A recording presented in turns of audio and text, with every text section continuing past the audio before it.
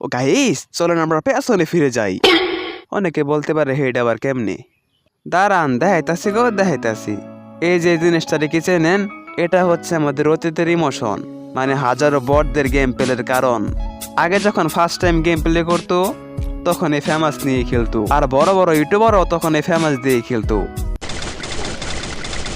আর এখনকার পোলাপাইনে game download করে কয় ওয়ান ট্যাপ কেমনে মারমু রে গেদা।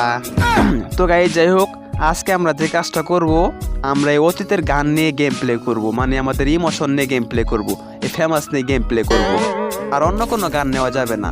চলেন তাহলে শুরু করি অফিসিয়ালি আমাদের আজকের মিশন।